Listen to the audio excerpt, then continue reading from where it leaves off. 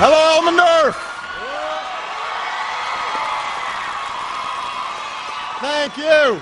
Thank you, everybody. Thank you. Please, thank you so much. Anybody who has a seat, go ahead and take a seat. I want to thank General Troy for the introduction and for his extraordinary service, to Colonel Mark Kammerer and your outstanding local leaders for welcoming me here today, and I want to give a shout out to the United States Air Force Band of the Pacific. Hey.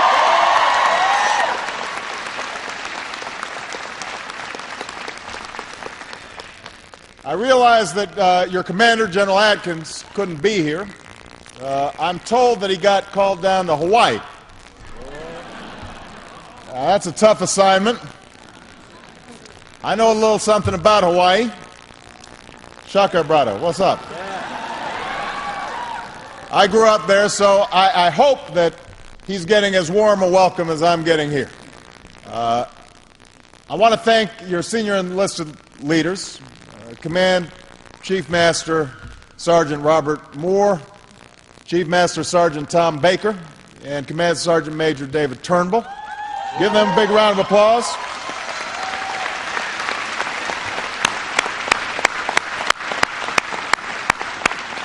And please give some applause to all the airmen and soldiers up here. They look terrific.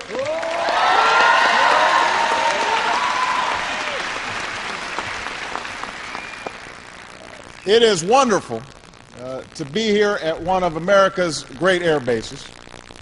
I have to tell you, I'm also really excited because I had, up until today, visited 49 states. So this is officially my 50th state.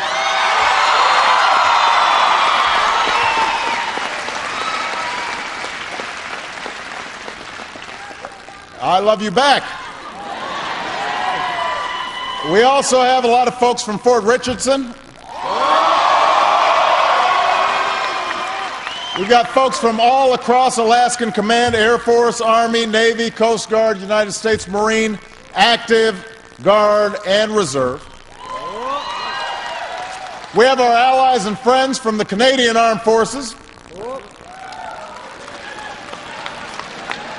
I see many spouses here today. And I want you to know you are the backbone of our military families, and we honor your service. And I'm thrilled to see the kids who are here today. Hey, guys. Thank you. I know you're proud of your mom and dads, but we're all proud of you, too. You know, we're here in America's last frontier. And most of you are far from home. And I know your service is made a little easier by your unbelievable neighbors. So we want to thank your local and state leaders, Lieutenant Governor Craig Campbell, all the people of Anchorage and Alaska for their incredible support. And we're also joined today by a leader who is fighting for Alaska and Washington and for you and all our men and women in uniform as members of the Armed Services Committee and Veterans Affairs Committee. Mark Begich is here. Senator Mark Begich is in the House. Stand up, Mark, so everybody can see you.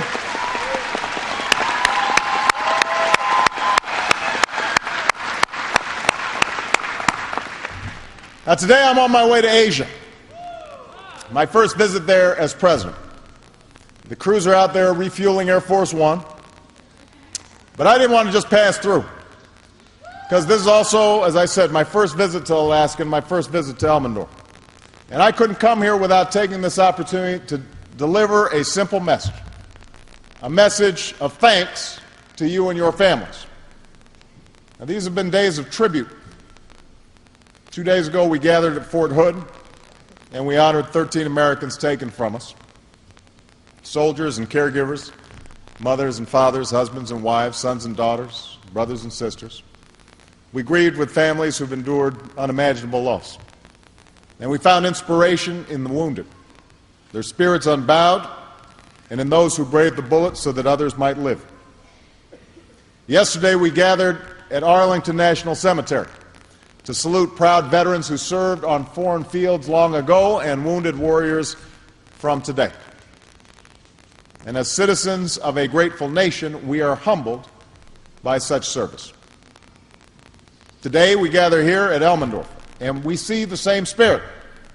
It's the same spirit that I saw in the outstanding airmen and soldiers I met with a few moments ago. It's the spirit that I see in all of you. It's your sense of service, answering your country's call, volunteering in a time of war, knowing that you could be sent into harm's way. That's a sense of responsibility on your part. The belief that the blessings we cherish as Americans are not gifts that we take for granted, they are freedoms that are earned. And it's your sense of unity, coming from every corner of the country, from every color and every creed and every faith and every station, to take care of each other and to serve together and to succeed together as Americans. So I'm here to say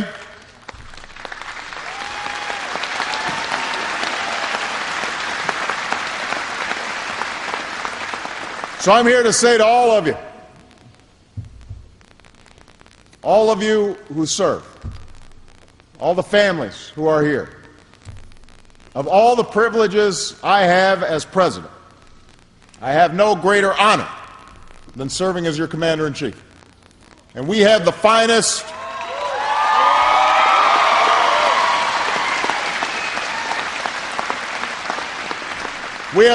fighting force the world has ever known, and it's because of you. Because we've got the finest personnel in the world. That's our most precious resource. And by being here, all of you are joining a long line of service at Elmendorf, from the liberation of Pacific Islands during World War II through a long Cold War. You embody that creed, faithful to a proud heritage, a tradition of honor, and a legacy of valor. And you uphold that legacy every day. 24 hours a day, 365 days a year, you keep America's skies safe. So we salute the 3rd Wing and the 11th Air Force.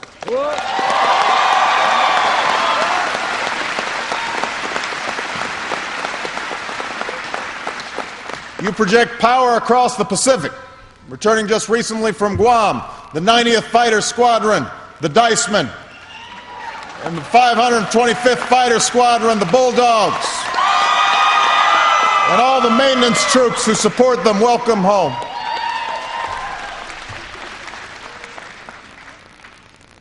And when disaster strikes, whether a typhoon in the Philippines or an earthquake in Samoa, you're there, delivering the relief that saves lives. So thank you, Firebirds.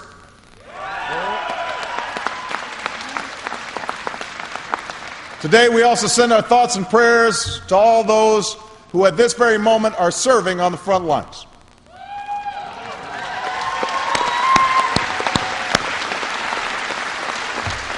They are airmen from Elmendorf in every corner of the world. They're soldiers from Fort Richardson, military police in Iraq, the 4th Brigade Combat Team in Afghanistan,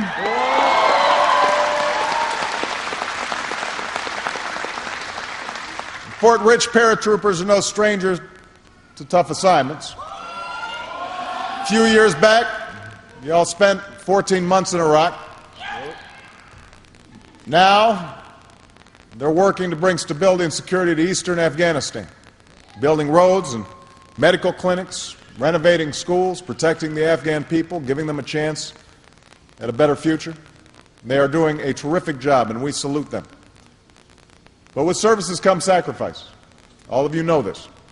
You've made the most profound commitment a person can make. You've pledged to dedicate your life to your country, and perhaps give your life for it. Here at Elmendorf and Fort Richardson, some have. They're airmen, like Staff Sergeant Timothy Bowles, who, when a comrade fell sick, volunteered to take his place on the patrol in Afghanistan that would end up taking his life. They're soldiers from the 4th Brigade Combat Team, like the husband and father who gave his life in Afghanistan last week, Specialist Julian Beresford. And citizens of this state, like Alaska native Corporal Gregory Fleury. Raised in Anchorage, he joined the Marines and served 2 tours in Iraq. He loved the Corps, he loved Alaska, so much so that he carried the state flag with him everywhere.